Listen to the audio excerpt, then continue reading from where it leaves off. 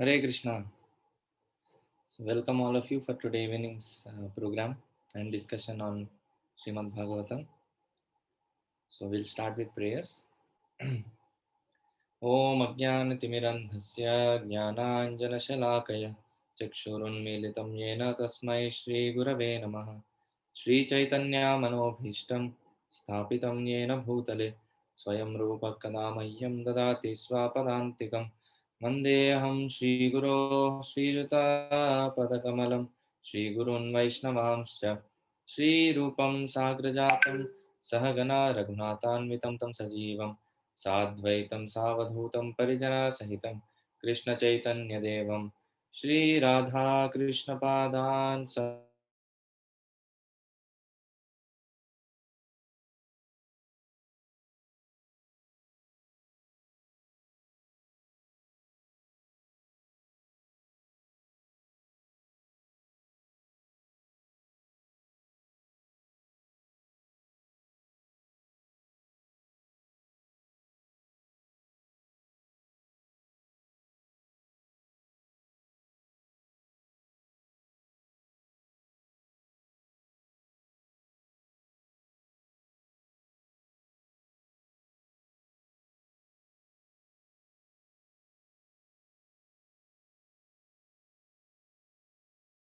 Excuse me, Prabhuji, you're muted.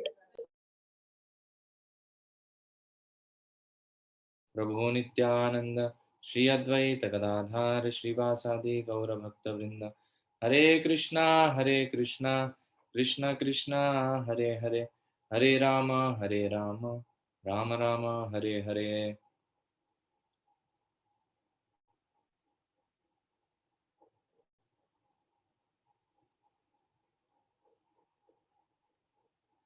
Hare Krishna.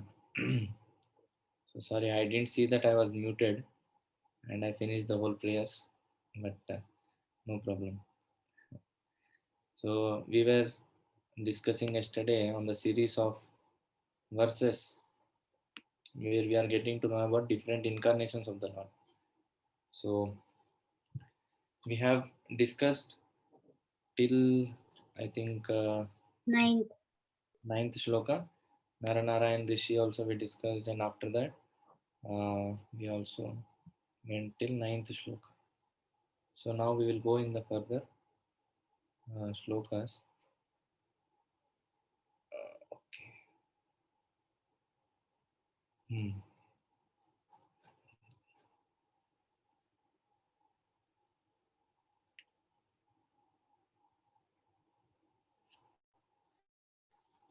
So this was our last shloka we discussed yesterday. तुर्ये धर्मकला सर्गे नर नारायण ऋषि भूत्वात्मोपशमोपेतम् अकरो दुश्चरं तपः.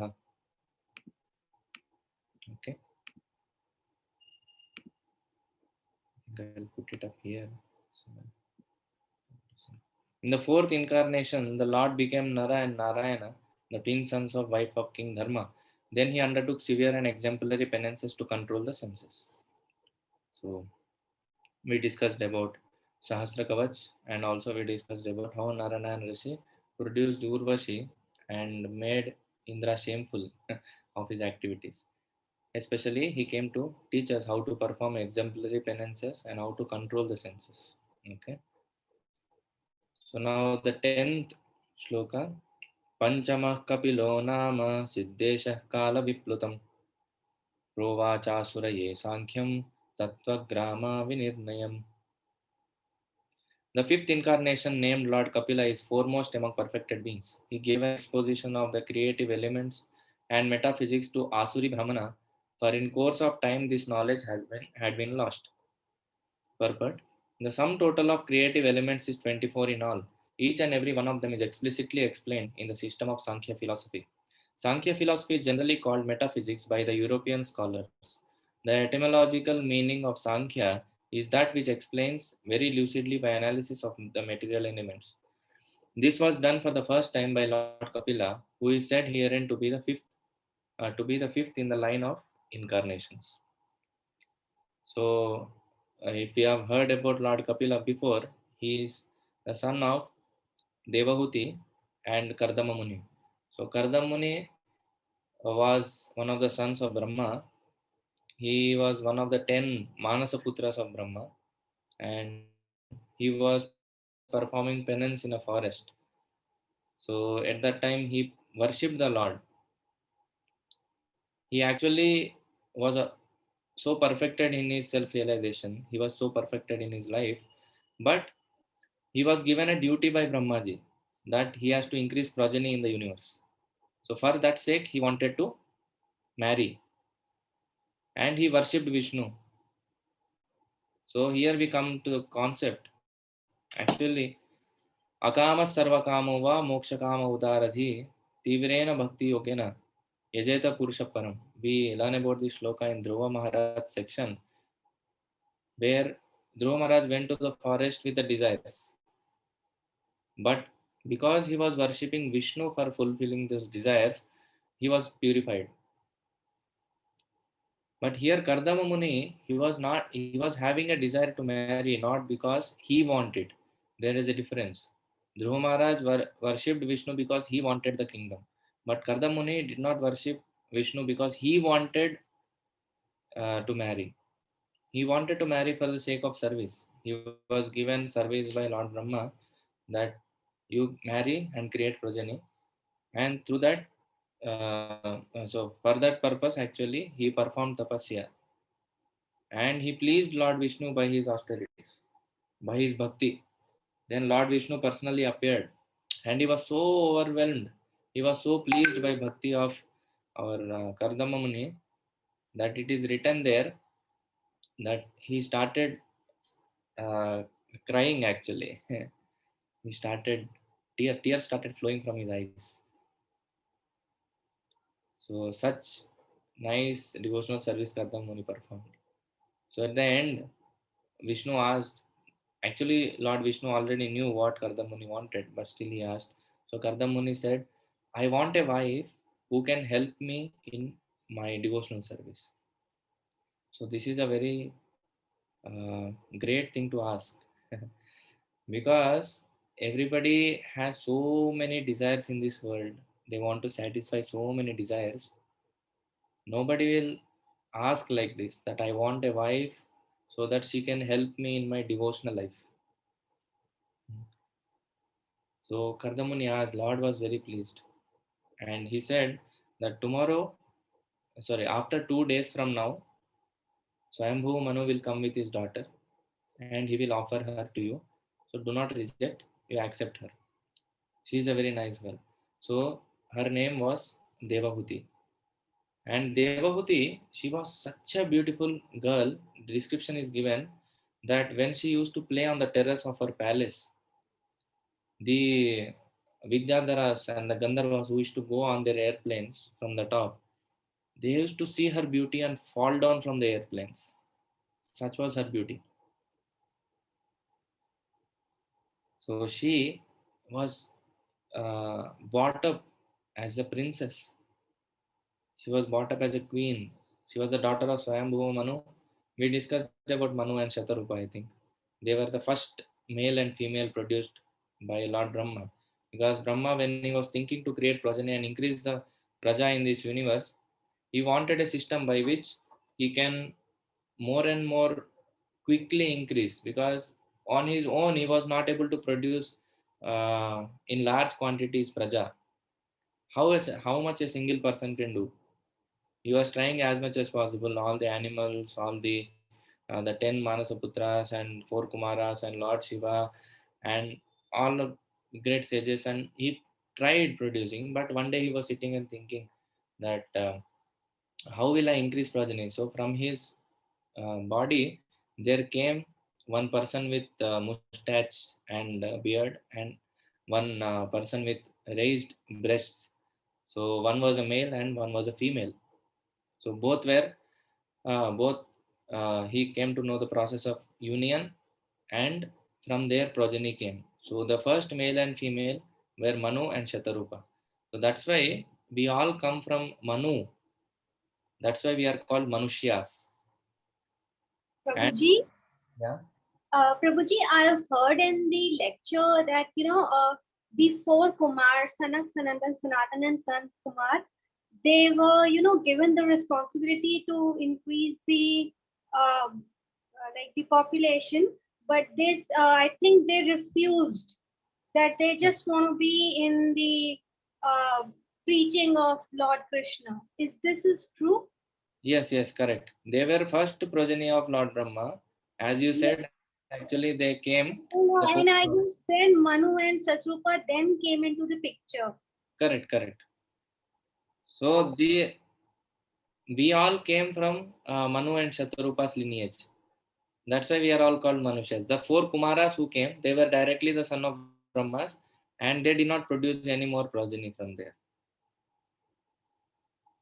Like that, they remained like that for rest of their life, and now also they are there. And even though they are great sages, they always want to remain in the body of 5-year-old kids. So this Manu, Swayambhuva Manu, he had three daughters and two sons. The names of two sons are Uttanapad and Priyavrata. Priyavrata was the elder son, and Uttanapad was the younger son. So Priyavrata, he also was not interested in any of these material things. He told, I will meditate on the Lord, I will become a devotee of the Lord. So he went to the forest, he took up the sannyas order, and so now the elder son went away. The younger son, Uttanapad, had to take up the throne. He became the king, and he had two sons. One of them was Dhruva. So Dhruva Maharaj, the story of 5-year-old kid about whom we hear now. So he was the son of Uttanapad. On the other hand, he had three daughters. One was Akuti, Devahuti, and Prasuti. So Akuti and Prasuti, we'll see their story later. One of them was given to Prajapati Daksha, and the 10 daughters of Prajapati Daksha, out of them the 10th and the smallest daughter was Sati, who was given in marriage to Lord Shiva. So all the Daksha Yajna we hear, that happened because of Sati, or the Daksha Yajna happened, but the pastime where Lord Shiva brings Veerabhadra and kills Daksha. So all those happened because Sati killed herself. So that story is different. We will get in the fourth canto that story. But here we are seeing the three daughters. One was given to Prajapati Daksha, and one daughter was given to Kardama Muni. The daughter who was given to Kardama Muni was Devahuti. So Devahuti, she was so beautiful, as we discussed, that the Vidyadharas and the Gandharvas, they used to see her flying from their airplanes. They used to fall down, and she was so delicately brought up in her palace. But after 2 days, as Vishnu promised, Manu, Swayambhuva Manu brought and handed over Devahuti to Kardamuni, and he went away. He blessed them. So it's a beautiful section where Kardamuni glorifies Manu for his contributions, actually. How Krishna consciously he was living, and how nicely he was taking care of the population. So all that section is there. But once the marriage has happened, Kardamuni was always in trance, thinking about the Lord. And see, here we will come to know about the Grihastha Ashrama very nicely. What is the duty? How are the duties of the husband, and how and what are the duties of the wife? So, wife, the Devahuti was setting a perfect example how a wife should be, and Kardamuni was setting an example perfectly how a husband should be. So husband, he should be connected to the Guru, and Guru is connected to Krishna. And wife, she is following the husband, and she is also connected to Krishna ultimately. So Kardamuni used to do tapasya whole day long, for months together, years together. He used to do tapasya. He used to tapasya means just a second.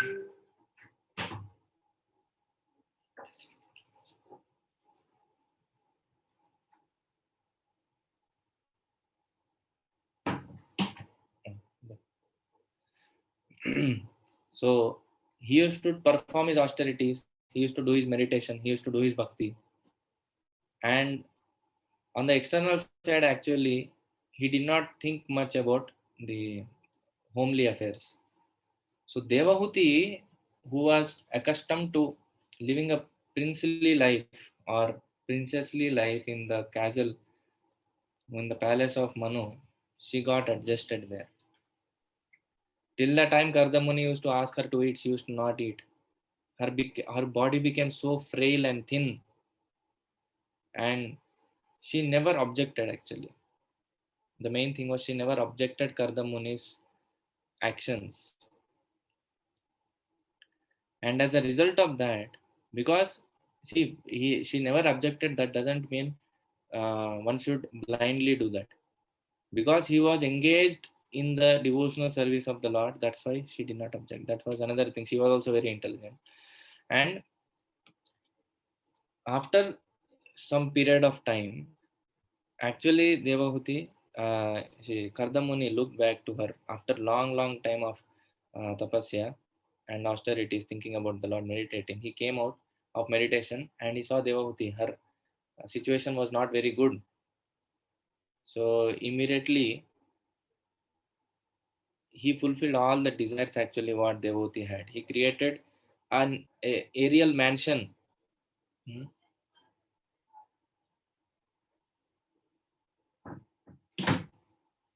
He created an aerial mansion which was having a whole city in itself. There were lakes, there were trees. You can read this description in the third canto. There were lakes and trees and ponds and all the facilities for what sense enjoyment, what is required. Everything was there. He thought, till now I have not given proper facilities to my wife, but as a husband, it is my duty.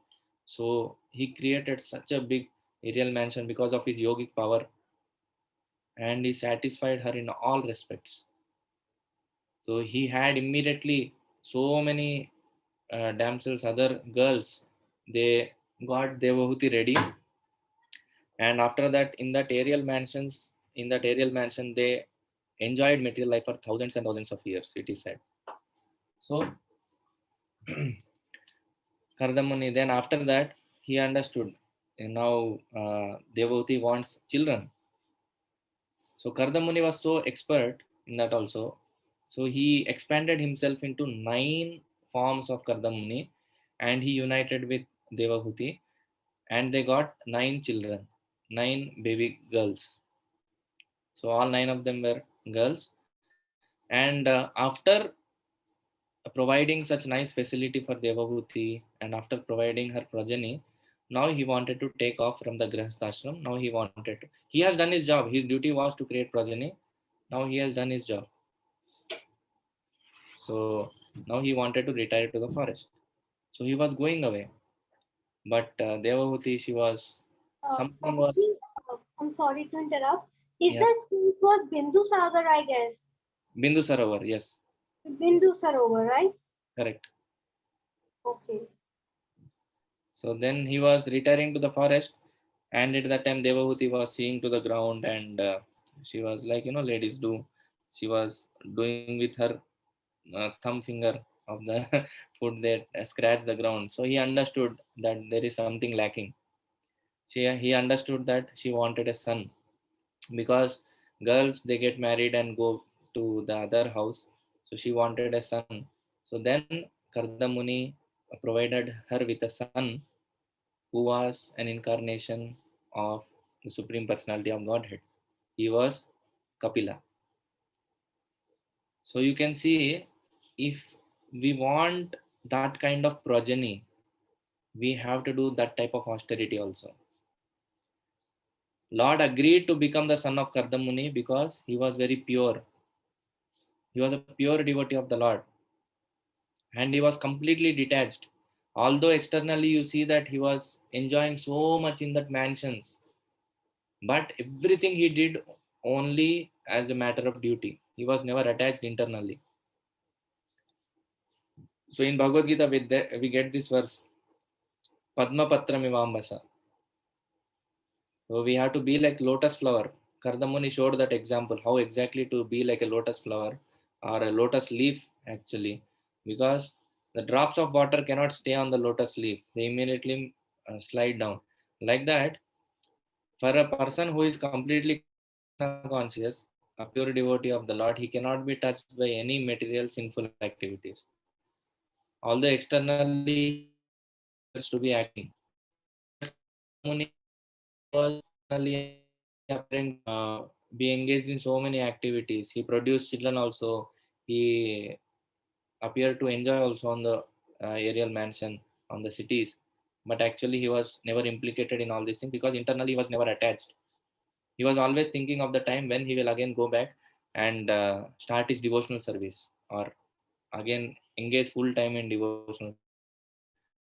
So this has to be the plan for Grihasthashram.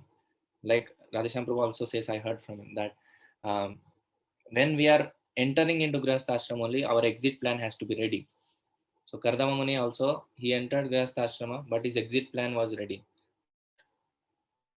After doing his duty, he will again retire back to the forest. So he was going, and because of his purity, he got a son who was an incarnation of the Lord.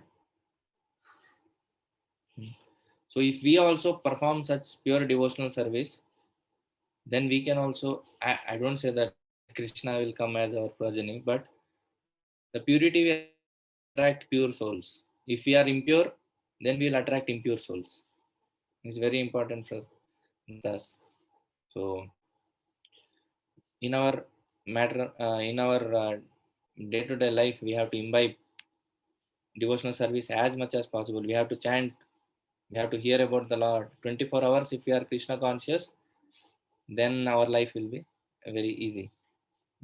So this is about Kapila, and he propounded this Sankhya philosophy. As we discussed earlier also, Vedas have 6 darshans, Shed Darshana we call. The 6 darshans are Nyaya, Vaisheshika, Sankhya, Yoga, Purva Mimamsa and Uttar Mimamsa. The 6 darshanas in the Vedas, they speak about progression of how to get closer and closer to the Lord. The sixth or the Mimamsa philosophy is also called as, and Vyasdev's commentary on the Vedanta Sutra is this Bhagavatam. Vedanta Sutra or Brahma Sutra is the end of all the discussion on philosophy, or the conclusion, we can say. So that's why all the great acharyas of any sampradaya, they try to comment on the Vedanta Sutra. They give a comment on the Vedanta Sutra so that we can understand the conclusion of all the Vedic scriptures. So in that in between, there is a philosophy called Sankhya, which exactly what they do is they try to analyze the material elements, and through that they try to understand Krishna. So all the 24 material elements they are given. 24 material elements means we have 5 karmendriyas and 5 jnanendriyas. Karmendriyas are our hands, legs, skin, and rectum and anus. These are 5 karmendriyas, and 5 jnanendriyas are eyes, nose, ear, tongue, and skin. So total 10, and 5 Vishaya Vastus are there.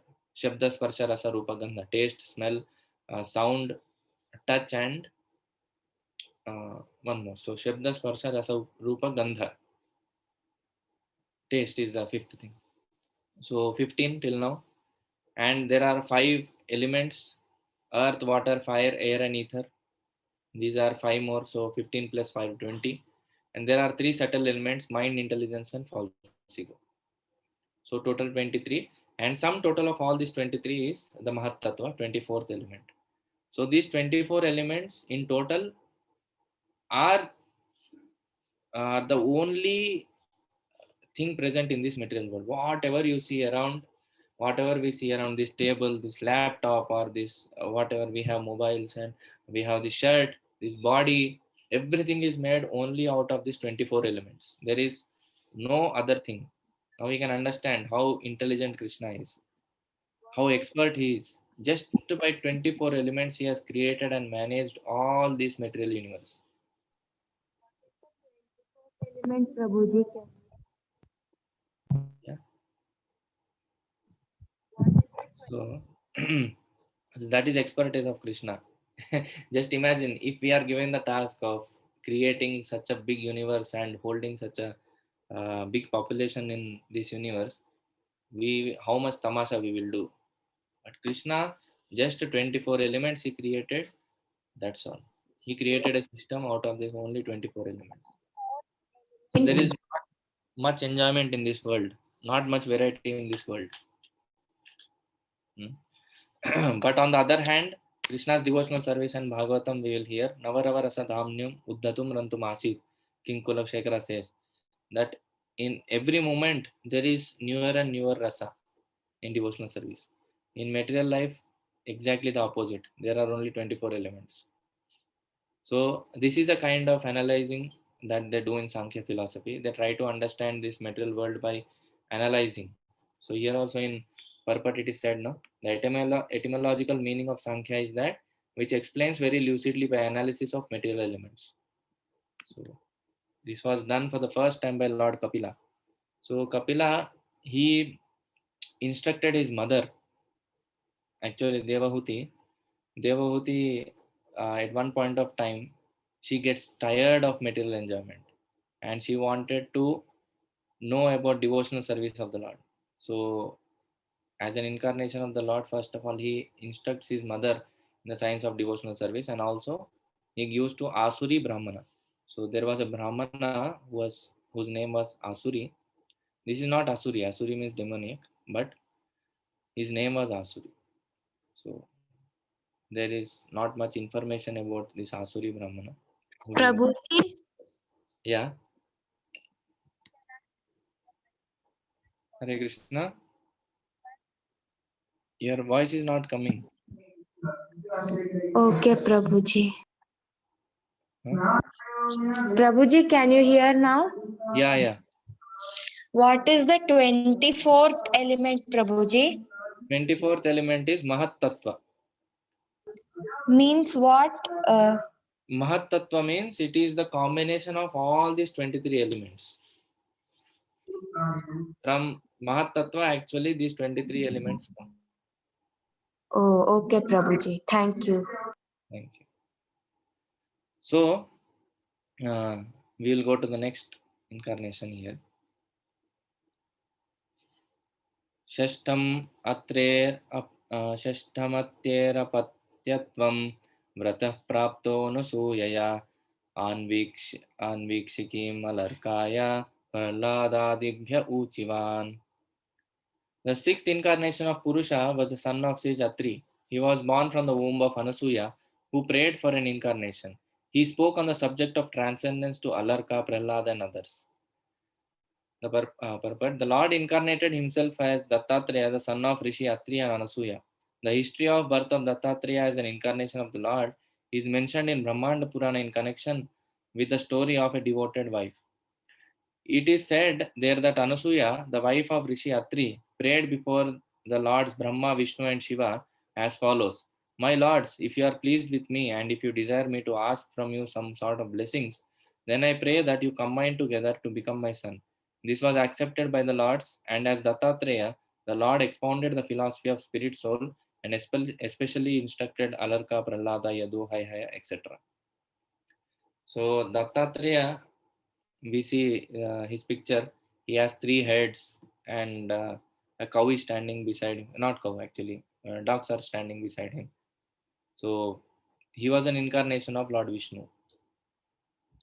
And the story goes like this: Atri and Anasuya, they were very nice couple, and they used to stay. Now also, if you go today in Chitrakoot, today also if you go in Chitrakoot, there is a cave where Atri and Anasuya used to perform their tapasya. So Chitrakoot is a place where Lord Ram stayed for 11 years of his Vanvas. So there now also you can see the Parna Kutir, or the kutir made of leaves. Parna means leaves. The kutir made of leaves where Sita Maya and Lord Ram used to stay. There are two Parna Kutirs, one in which Sita and Lord Ram used to stay, and a little bit that side there is a compound wall, and after that there is a Parna Kutir of Lakshmana. He used to stay there.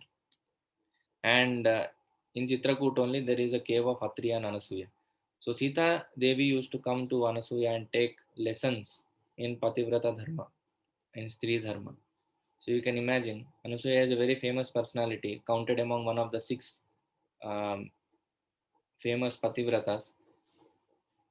Uh, so Atri Muni, he performed tapasya. Some versions state that Anasuya had prayed, but some versions state that Atri Muni had prayed this prayer, that O Supreme Lord, I want a son like you. Actually, Atri Muni was praying like that, but he was not confident who exactly was the Supreme Lord. That's why he just named Supreme. He just said Supreme Lord. So all the 3 of them, Brahma, Vishnu, and Shiva, they came, or they all of them traveled from there, and they came and appeared in front of him. So Atri Muni said, I don't know whom of you I was calling. Whoever is the supreme, please, I want a son like you. So all 3 of them became the son of Atri Muni. So all 3 of them combined, they are in the form of Dattatreya. But Atri Muni and Anasuya had 3 sons. The first son was Somadev, or the moon god. He was an incarnation of Brahmaji. And second son was Dattatreya. He is a partial incarnation of uh, Vishnu. And third son was Lord Durvasa Muni, who was a partial incarnation of Vishnu. Lord Shiva. So that's why you find Durvasa Muni many times very angry. So you can find some traits of Lord Shiva in him. So individually also all 3 of them were present, and collectively also all 3 of them were present in Dattatreya. So Dattatreya was a mystic, and also he performed many miracles, and also especially he taught and he preached the message in terms of we are not this body, we are spirit, soul, and the process of devotional service he was preaching. So this is one incarnation of the Lord we hear about. Okay. So text number 12. Tata saptama akutyam rucheryajno bhajayata sayamadyai suraganeir apatsvayam bhuvantaram. The 7th incarnation was Yajna, the son of Prajapati Ruchi and his wife Akuti. Yeah. He controlled the period during the reign of Swayambhuva Manu and was assisted by demigods such as his son Yama. Purport. The administrative posts occupied by the demigods for maintaining the regulations of the material world are offered to the highly elevated pious living beings. When there is a scarcity of such pious living beings, the Lord incarnates himself as Brahma, Prajapati, Indra, etc., and takes up the charge. During the period of Swayambhuva Manu, the present period is of Vaivasvat Manu, there was no suitable living being who could occupy the post of Indra, the king of Indraloka, heavenly planet. Okay. The Lord himself at that time became Indra, assisted by his own sons like Yama and other demigods. Lord Yajna ruled the administration of the universal affairs. So this incarnation as Lord Yajna comes under the category of Manvantara Avatar. So in the reign of which Manu stated here? In the rule of Swayambhuva Manu. In the Manvantara of Swayambhuva Manu, he came as, if we saw now, one daughter was Akuti. She was given in marriage to Prajapati Ruchi. And another daughter Prasuti, she was given in marriage to Prajapati Daksha. So like that, the progeny increased. So as we see in this world also, for some posts, we need some qualifications. Suppose you want to become a collector or a mayor or a DIG or some officers like that, you have qualification that you have to pass the IAS exam and then you will be given the post. Similarly, there is qualification for all the posts in the heavenly planets like Brahma, Indra, and Chandra, Varuna, Vayu, Surya. These all are actually posts. They are not persons. So today somebody is Indra, and tomorrow once his term is over, somebody else will come into that post who is qualified. It's quite simple to understand. Just like collector of this district. Collector is a post. He is not a person. Collector is not a person, or actually collector. The person who comes into that post is a person, but the post is a post. Like Indra is a post. He is in charge of all the rains. Mhm. He is in charge of all the raining facility. So like that, somebody who is qualified for that post, he will come into that post. And there are these important posts like Brahma and Indra. They are very important posts.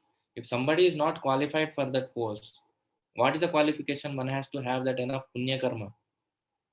That punya karma is not there, then he is not qualified. Then Krishna himself advents and takes the position of Indra or Brahma, and he rules. You can understand how important these posts are. So once it happened that there was no qualified person, and Lord incarnated as Yajna, and he ruled as Indra for that one mantra. One mantra is for 71 Divyas. Okay. Text number 13. Ashtame meru devyam tu nabherjata urukramah darshayan vartmadhiranam sarvashramanamaskritam. The eighth incarnation was King Rishabha, son of King Nabhi, and his wife Meru Devi. In this incarnation, the Lord showed the path of perfection, which is followed by those who have fully controlled their senses and who are honored by all orders of life. Purport. The society of human beings is naturally divided into 8 by the orders and statuses of life, the 4 divisions of occupation and 4 divisions of cultural advancement. The intelligent class, the administrative class, the productive class, and the laborer class are the 4 divisions of occupation. And the student life, the householder's life, retired life, and renounced life are 4 statuses of cultural advancement towards the path of spiritual realization. So, to put it in simple words, the 4 Varnas are Brahmana, Kshatriya, Vaishya, and Shudra, and the 4 ashramas are Brahmachari, Grihastha, Vanaprastha, and Sannyas. So these 4, nowadays the caste system which we hear is very much disrupted, and it is not exactly what Krishna planned for. But original caste system, these divisions was created by Krishna based on the nature of the person. Guna and karma. Guna is the nature, and karma is the activity. If somebody is, Srila Prabhupada gives this example, somebody is riding a rickshaw, he's a rickshawala, and he's having a Brahman thread, and he's showing, yeah, I'm also a Brahmana. You know, what is the work you are doing? You are selling, you are a Brahmana. So just by having a thread or just by having some birth in some lineage, you cannot say that you are a Brahmana or a Kshatriya. See the kind of work that is being performed. Suppose if somebody studied so hard and he became a doctor, uh, you can call him as a doctor. Just because he's a son of a doctor, you cannot call him as a doctor because he doesn't have that qualification. So birth doesn't give any qualification to come into any of the statuses. Only the qualification is he has to go through that practice. He has to go through that training. Then only he will be qualified. So all this, the goal of the Varnashrama system is to purify our existence and again connect us with the Lord. So the whole world, all this material world is planned in such a way that every activity that we do, our existence in this material world itself will purify us if we follow this Varnashrama dharma given by Krishna. But today's society doesn't want to follow that. So, but still, unknowingly they are following.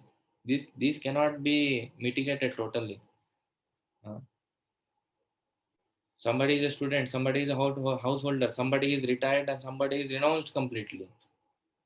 Now also we can see, no, some are students, some are going to college instead of going to gurukuls and studying about themselves and the Lord. Some useful things they used to study in gurukuls. Now they are studying useless things, going to the colleges, and where nothing is useful. Basically, it is only useful to maintain our body. That we accept. That only to maintain the body, the education system is there today. Apart from that, it is useful for nothing actually. Not even building up a moral character. Even moral character, which is on a material level, cannot be built up with modern education. You can understand what is its value. People who are going, you can see college students, those who are going to college, what morals they have. Chanakya Pandit says, Matruvat Paradayeshu Paradravyeshu Loshkavat Atmavat Sarvabhuteshu Ya Pashyati Sa Pandita. Who is actually a Pandita? Who is a learned person? Chanakya Pandit doesn't say who has 2 degrees, 3 degrees, 4 PhD degrees. No. He says one who is able to see every other woman as my mother, except one's wife. One who is able to see others' money as something very rejectable. Lostra actually means the rejects which we do from our human body. Lostra or the wastage basically. And one who treats others as he wanted to be treated, as he wants to be treated. He is actually a person of knowledge. He is a Pandita. So how many people we see going to today's colleges learn this? This is basic moral values. We are not even going to the stage of spiritual or spirituality. We are not going there. Srila Prabhupada once had a tour of Massachusetts Institute of Technology, MIT. I think it's in Europe somewhere. Or I don't know. Massachusetts in USA, no? I'm not sure. Somewhere in the West. So he went all throughout the campus and he was shown various departments. This is a department of biology, chemistry, science, social, all these things he was shown. At the end of the half an hour or 1 hour tour, he came to the class where he was going to give a lecture. And the first question he asked, I was shown so many departments in this college, but is there any department to understand the soul, the very existence of our life? No, there is no department to understand about the soul. Who are we? Why are we here? The very purpose itself we are not knowing. Then what is the use of doing all the activities? If somebody goes to a railway station and asks for a ticket, the person will ask where you want to go. He says, no, I don't know. I just want a ticket. And Baba, tell me where you want to go. I'll give a ticket. And I say, no, I don't know. You just give me a ticket. So today's civilization is like that, completely in passion and ignorance. Don't know where to go, what to do, how to do, why to do. But just to do it. Some brands also have that as a tagline, just do it. That is the caption of today's world actually. So one has to first think, why am I doing, what am I doing, what will I get by doing this? If only for filling our stomach, we have to go through such a 25 years of education. Is it worth it? Spending lakhs and lakhs of rupees for just filling our stomach. And one status quo in the society. Oh, he has done okay, BTech, MTech. Oh, you have done MTech. Oh, you are so great. What is so great in that? What is so great in that? Krishna has given intelligence and he has applied it for studying something useless. There is nothing great in that. If somebody pursues his spiritual education, becomes a pure devotee, or he has understood himself, he has established himself in his what you say right understanding about life. He has developed character and he is creating a difference in the society to rest all the people. You can very well compare which is much better, a society or a person with so much qualification in terms of degrees and PhDs with no character and no spiritual realization, but a simple person who is doing his daily duty but is perfectly having a good character and he has knowledge about his own life, knowledge about himself, which is much better. So definitely the second person is better because I'll give a small example. If a doctor is there, in his hand, so there are two doctors basically. One doctor is having the expertise. He is very expert in doing operations. He has performed thousands of operations and none of them have failed. But the only problem is we are not sure. Some patients say that after doing the operation, some parts of the body are missing. But there is a second doctor who is not very expert, but he is very honest. He doesn't steal any parts of our body. So whom will we go to? So we will not go to any of them. We will go to a person who has the combination of this. one has to be very competent also, one has to be very he has to be full of character also. So our Vedic civilization was having the process of making this combination. They used to make a person competent in his life so that he can earn his livelihood. The system of education, Gurukul system, was so perfect. And they used to imbibe in him character also by studying, making him study Shastras, Ramayana and Mahabharat and Bhagavad Gita, Bhagavatam. All the Shastras used to be taught, and they used to make him full of character also, what to do and what not to do. Spiritual life also he learns. So that's why as the society is progressing day by day, number of problems are going on increasing. They are not decreasing. If the technology and all these things are very promising, then why the problems are increasing? 50 years ago, people even don't know properly. If you go a little bit to the rural areas, they don't know what is depression, what is that, what is this. So many mental problems are spiking up today. In America, every third person goes to a psychiatrist. The statistics say out of every three, one person goes to psychiatrist. Means 33% of the population are going to a psychiatrist. If they have all the material facilities, then why they have to go? We can understand this material life actually doesn't satisfy us. It's only a failure. Prabhupada used to say many times, this material civilization is a failure system. So the Varnashrama system, which was created by Lord, is a perfect system for us to live peacefully also in this world and also attain spiritual life. So this thing actually, this knowledge, King Rishabdev, Lord Rishabdev, he had 100 sons, and out of them, one son became the king. He was named Bharata, and because of him, this whole Varsha, or this whole country, or this whole globe is called as Bharata Varsha. After his name, it was named. And 9 of them became great sannyasis. They were called Nava Yogendras. They are Brahmanas and sannyasis. And rest all of them became Vaishyas and Shudras. So the ratio in the society is also like this. The king or the Kshatriya class are very less, and the Brahmanas are there, and rest of the society is Vaishyas and Sudras. They help in uh, maintenance of the society. The major part is always like that. But the responsibility of the society majorly lies with the Kshatriyas and the Brahmanas, who actually give a direction to the society where to go and how to go. So all these teachings were given by King Rishabdev or Lord Rishabdev, and he taught his 100 sons. The first instruction that he gives, you can see in 5th canto, 5th chapter, the first verse is one of the most famous verse, again and again quoted by Srila Prabhupada, one of the most quoted verses by him.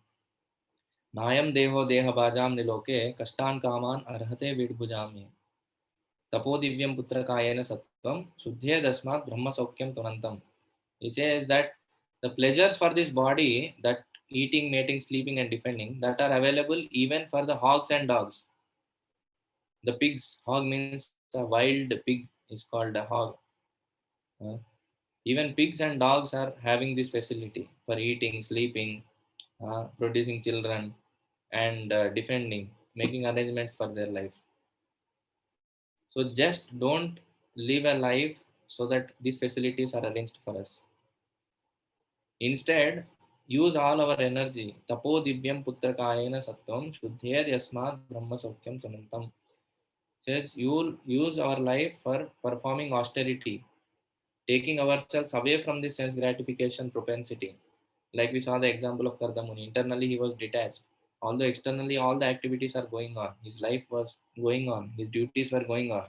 But internally, he was detached. Like that, our life has to be. And we have to perform the austerity of separating our senses from the sense objects. Then we will understand what is real Sukha, Brahma Saukyam Anantam. Then the real happiness is actually waiting for us. Just like if a person is carrying a 100 kg load on his head, if we remove 50 kg from his head, whether he will be more peaceful or he will be more burdened. He'll be more peaceful. He will be feeling more lighter.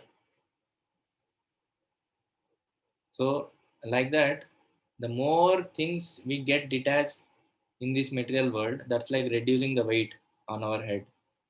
The more we accumulate, and keep on our head, we only feel the weight. We only feel we are not able to manage it.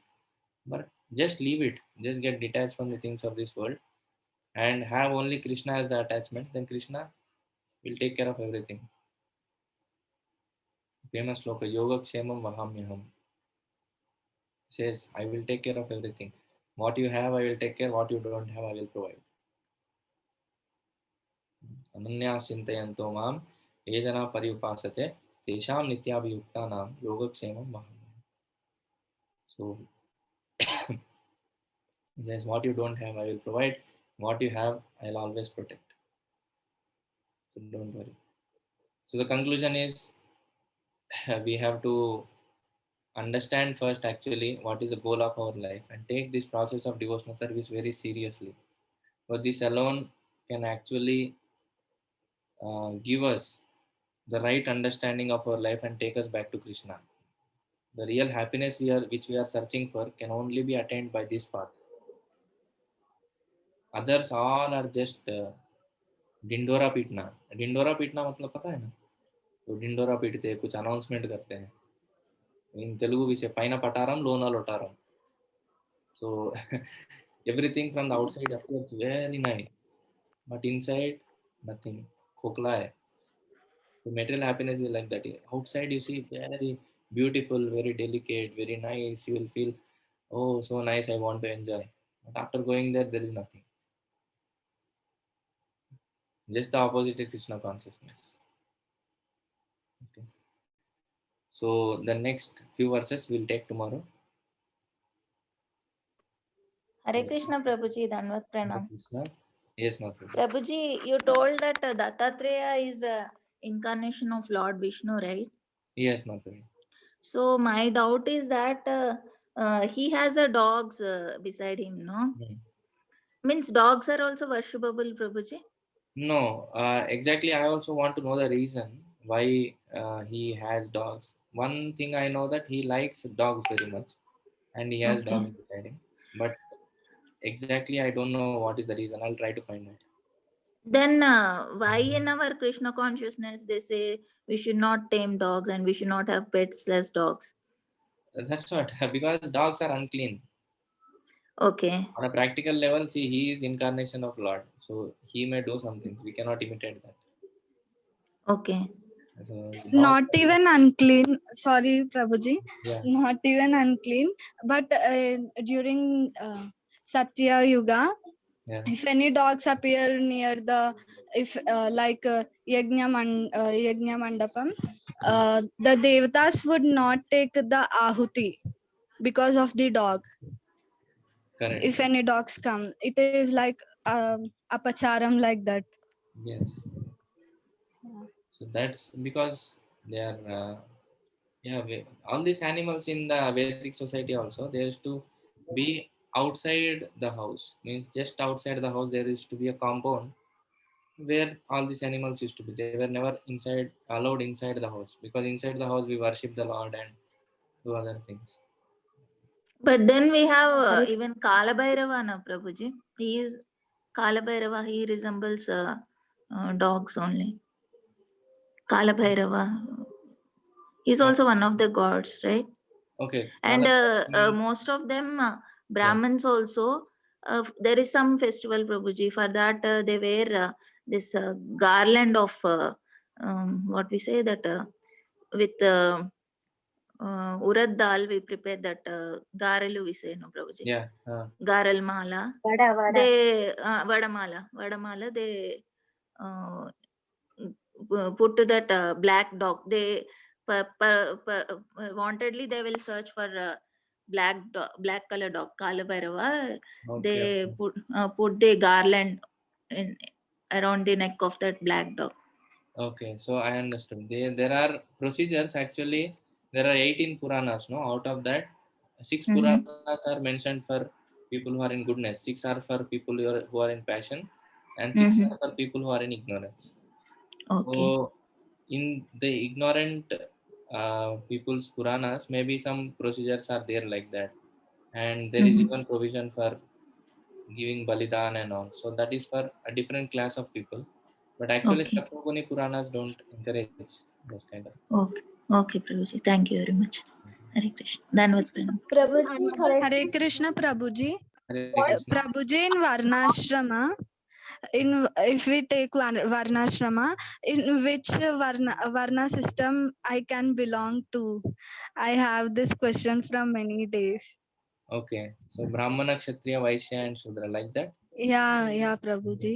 So generally, for women, whichever house they belong to, the Yajman of the house, he is in which Varna, they also belong to that Varna basically. Okay. So it's quite simple for women. So there is not much confusion. If she is the wife of a Brahmana, then she is a Brahmani, like that. Okay. Hare Krishna, Prabhuji. Hare Krishna. Hare Krishna.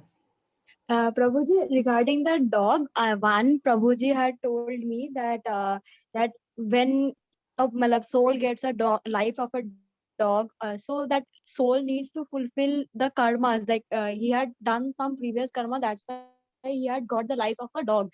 So if we keep that dog in our house, we are not allowing that soul to fulfill his like all the karmas.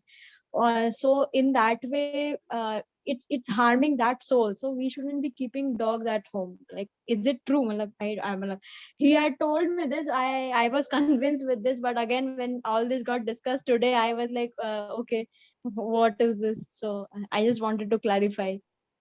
Yeah, actually, pet animals, no.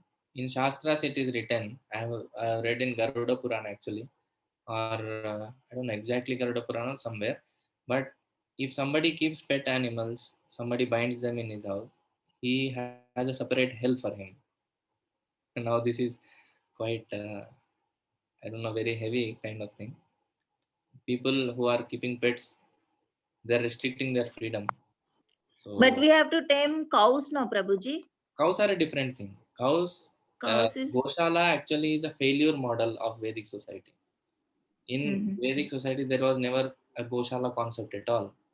Every house had a cow. Cow is very worshipable. That's a different concept. Yes. Mhm. But the other animals, if we keep them as bandhi or we keep them as pets, don't allow them to go. Okay? If they themselves come and stay, that's okay. That shelter was given, but they were never bounded up. Okay. Actually, cow is not an animal to Sanatana Dharma. Cow is a mother uh, to people. They feel cow is a mother, Yes, and Bhudevi as well. yes. Yeah.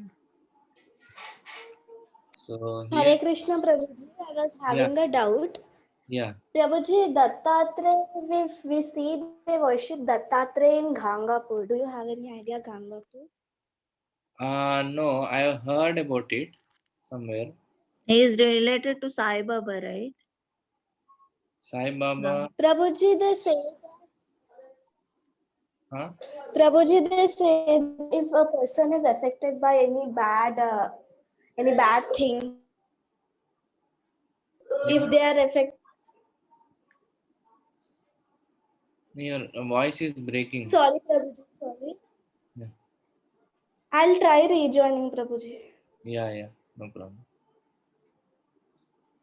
So, in class, you told the position of Brahma and Indra is given to pious person. Then what about Shiva? Okay, Lord Shiva, he is a different tattva. He is not among the living entities.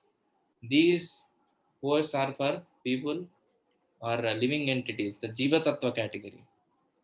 There are three tattvas. One is Vishnu Tattva, Jiva Tattva, and Shiva Tattva. So Jiva Tattva category people get qualification and all the for this post. Shiva Tattva, he is eternal. Lord Shiva is eternal personality. He doesn't have anything to give and take with this. So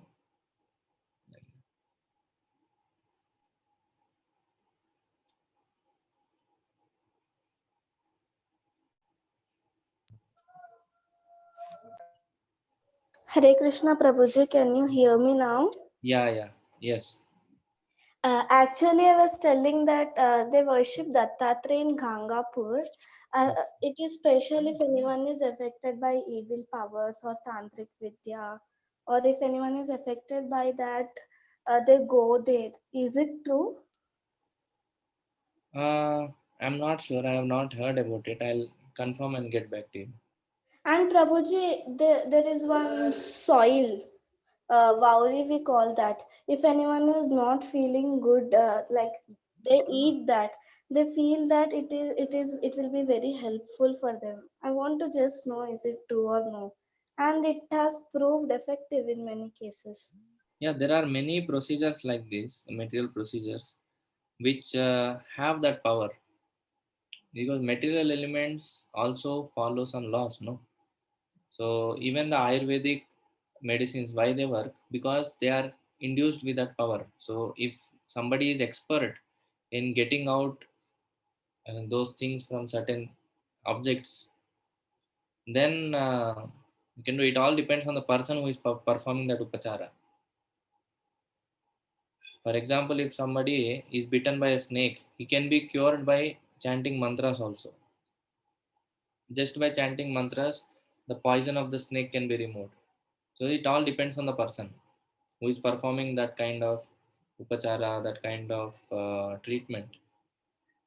Sir, there are people who perform black magic, and why they are able to do? Because they are modifying the material elements. That's all. They are playing out with them.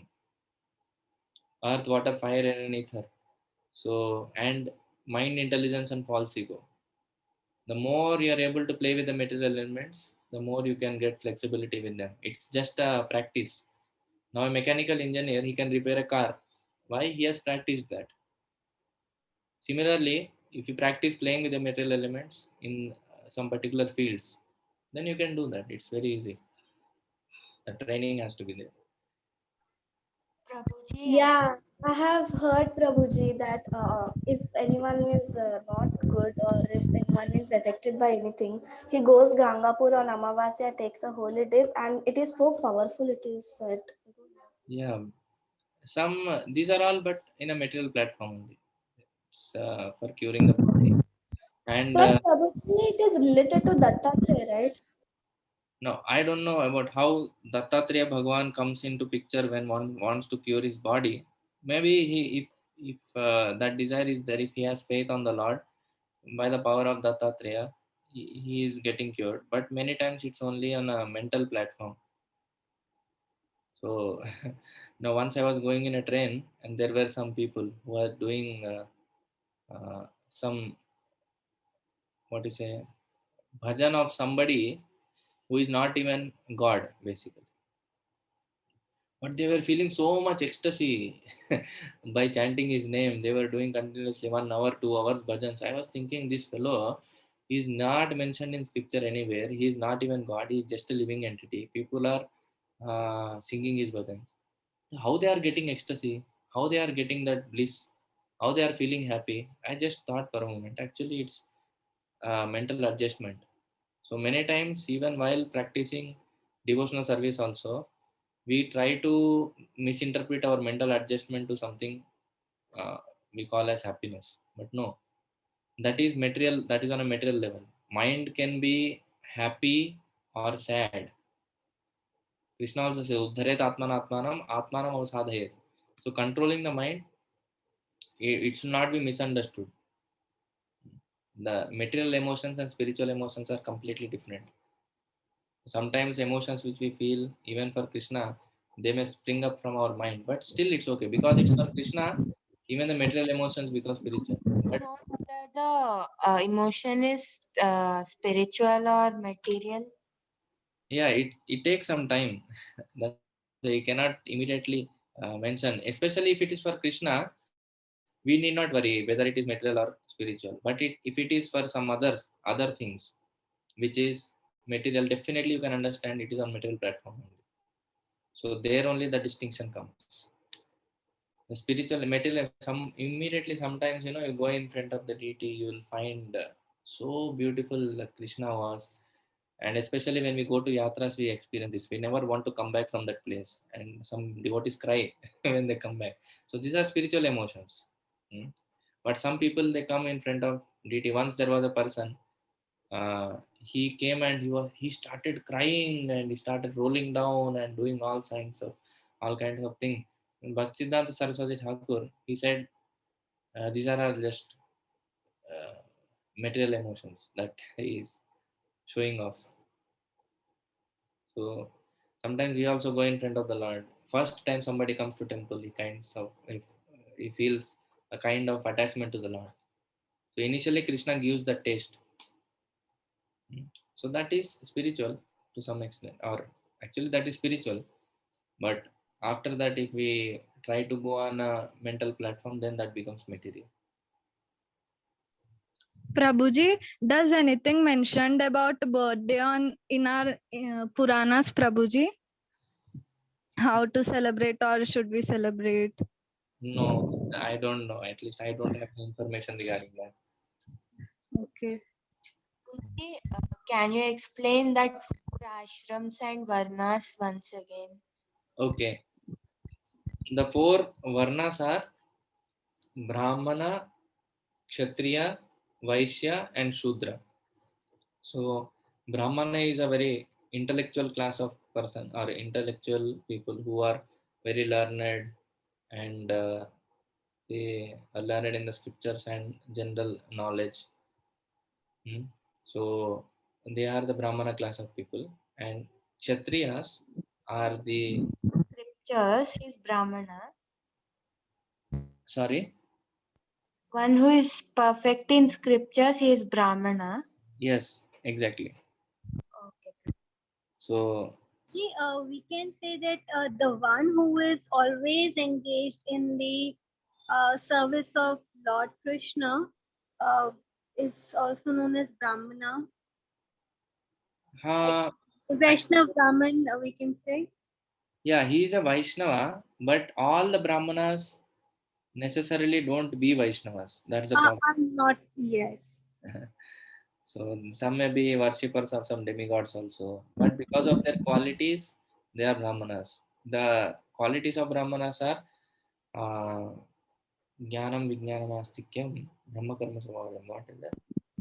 Uh, just a second.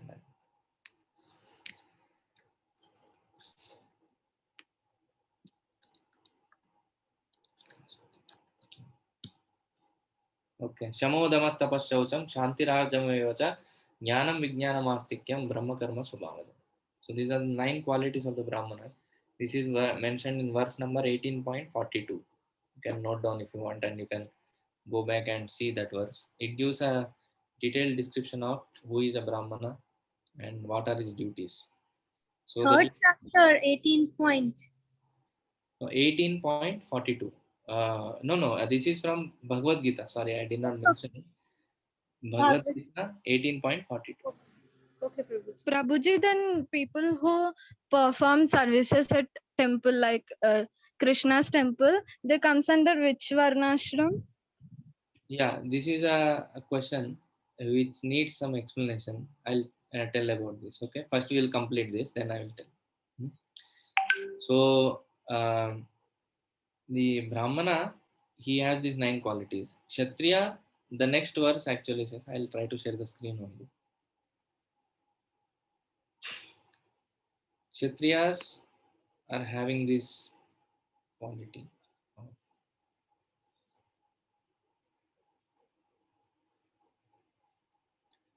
शौर्यं तेजो धृतिर्दाक्ष्यं युद्धे चाप्यपलायनं दानमीश्वर भावश्च क्षात्रकर्म स्वभावजम्.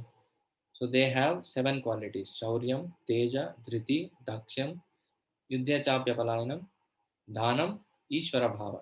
These are the 7 qualities of Kshatriyas. So these are their duties. And Vaishyas have Krishi Goraksha Vanijam, Vaishya Karma Swabhavajam, Paricharyatmakam Karma, Shudrasyapi Swabhavajam. So Vaishyas have 3 qualities: Krishi, Goraksha, and Vanijya. That means agriculture and protecting the cows, Goraksha, and trade. Vanijya means trade. So these are the three qualities of Vaishyas. And Shudras have only one quality, that is Paricharayatmakam karma, helping all the above classes. This is the quality of Shudra, the duty or quality of the Shudra. So I these, Prabhuji, it's I guess 41, 42, 43, and 44. exactly, 42, 43 and 44. No, 41st May. They are talking about Brahman Kshatriya. Okay. Brahmana Kshatriya Visham Shudranam cha Parantapa Karmani. This segregation is there in 42, 43, 44. Exactly. Okay. So this is about Varnas and their duties. And about ashramas is quite simple to understand. Brahmachari is a person who uh, from his birth till the age he gets married, he is a brahmachari. He stays at his ashram of Guru, and he learns. That is his student life basically. Once he gets married, he is a grihastha, and after going through grihastha ashram for more 25 years, he goes into the forest. Nowadays, forests are not there. People don't go to the forest, but they retire. The retirement life is called Vanaprastha. Prasthan means going, and Vana is a forest. One who goes to the forest and lives a life there. Basically, he goes around to temples and tirthayatras and tries a preliminary sannyas life, you can say, slowly detaching from family life. That is Vanaprastha, and sannyas is complete detachment. He leaves his family, his wife, his children, everything. He goes to the forest and renounces completely. That is sannyas. These are four varnas and ashramas. Prabhuji, what is difference between ashrama and varna? Ashrama is a cultural aspect of the society. Varna is the, in this verse it is mentioned. No, I will get that.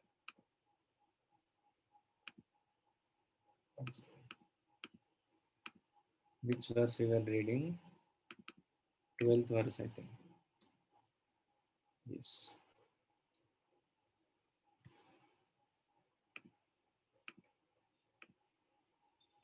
So, 13th verse.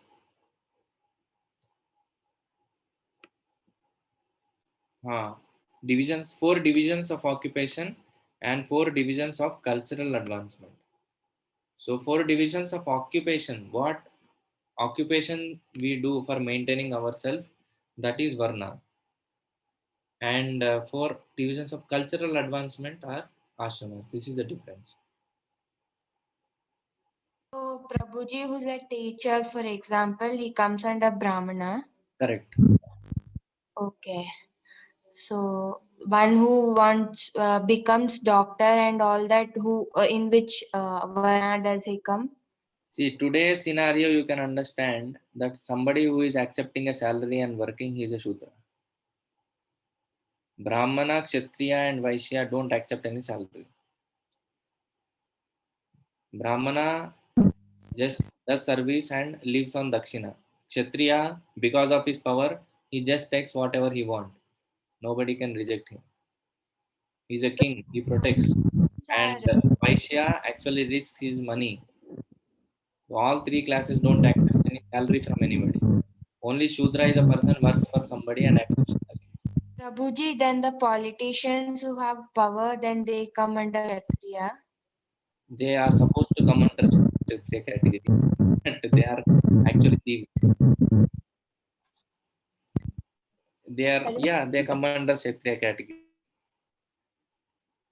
Prabhuji, in Ayurvedic, The doctors and all, if they are practicing separately and they are serving the society. Prabhuji, they take salary. Politicians, though they have power, they salary, So they Who are takes salary? combined of Shudra. Politicians, Prabhuji. If somebody is accepting a salary, That means he is a Shudra. A simple calculation. They have Politician, he power may be a also. politician. They have power also, no, Prabhuji. So are they a mix of Kshatriya and Shudra?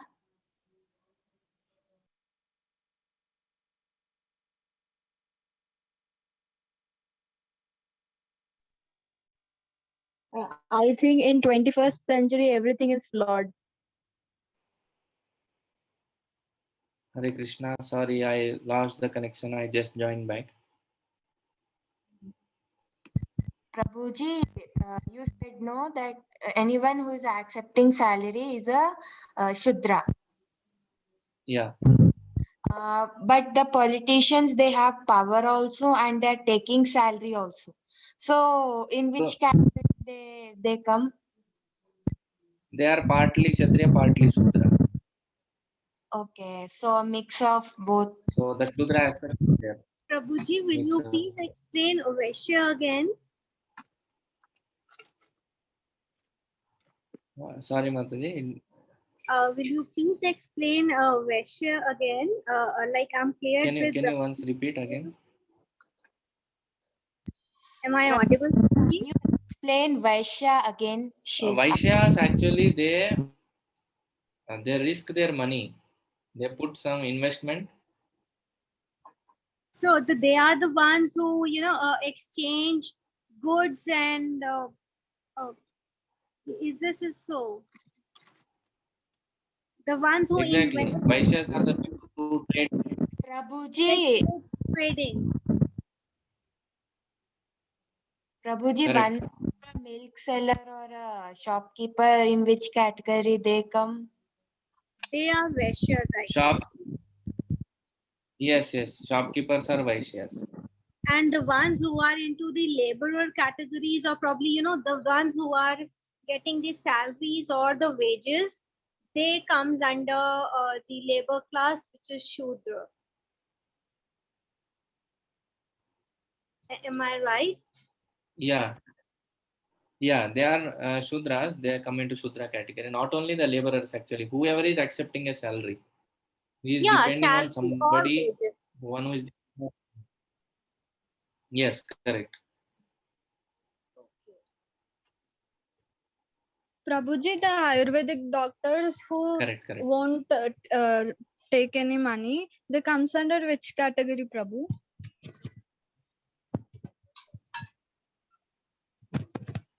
Who don't take any money? The Ayurvedic doctors, like before also in previous yugas also there might be yeah, Ayurvedic doctors, no, Prabhu?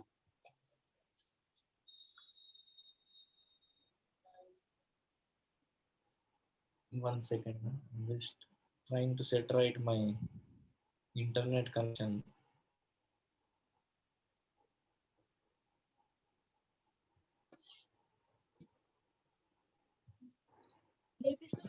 What is there in Manusmriti that it received so much of hate? Manusmriti. Yes, Prabhuji. Like when our constitution was made, B.R. Ambedkar burnt it and tore it. Why, Prabhuji? Why? As what is there Yeah. in it that? What There I are heard. so many rules and regulations which Actually, what I discriminate heard about B.R. Ambedkar in the is.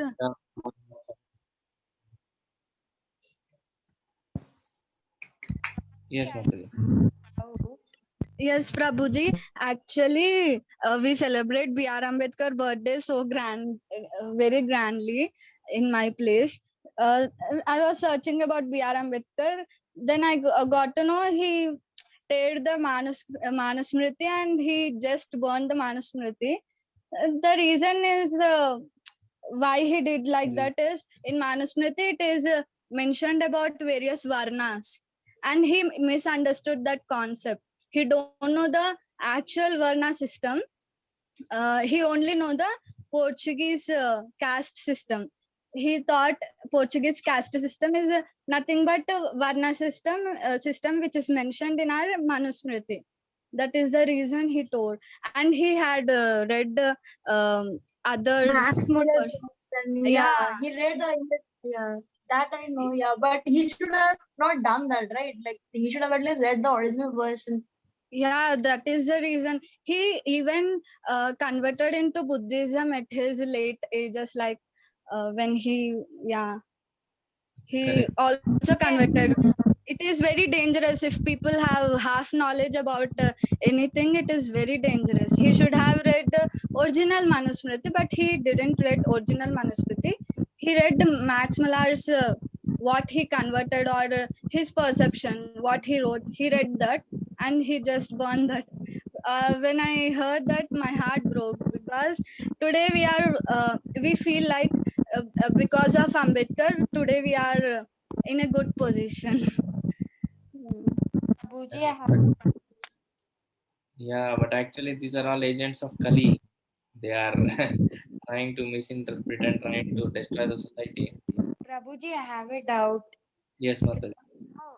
Vedanta Sutra is summary of all Vedas and all those. Correct. So, Vyasadeva has already written a commentary on Vedanta Sutra, that is Srimad Bhagavatam. Correct. Then why do all people write on Vedanta Sutra when it is already given by the writer? Why do they write on that, their commentaries? Exactly. That's the point. That's the point. Even the acharyas ask. You know, mainly the other Vaishnava Sampradayas, why they write Vedanta Sutra Bhashya is to contradict the Bhashya which is written by Shankaracharya. That is one of the reasons. And because Shankaracharya misinterpreted the whole situation, whole Vedanta Sutra was misinterpreted by him.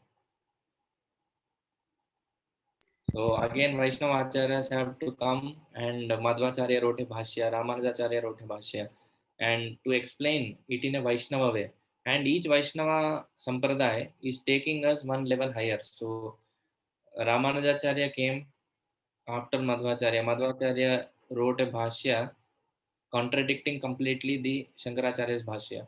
After that, Ramanujacharya came and he took one more level here, Visishtadvaita, he told. Hmm. And after that, Chaitanya Mahaprabhu, in our line, No doubt. our Baldev Vidyabhushan wrote a Prabhu, commentary. Yes, Advaita means one, no? Advaita means one. So Prabhuji, why, in the Panchatattva we have one Advaita Acharya? Yeah, your voice is not coming. Prabhuji, Yeah, in Panchatattva we have one Advaita Acharya. No? okay. So why he was named Advaita? It is Advaita. Because it is representing that Mayavadi philosophy, that Advaita. So yeah, correct. So Advaita is a different meaning here, has a different meaning here. So I'll tell you that part tomorrow. So I heard it long before, but I also am not very sure. I'm not able to remember the exact reason.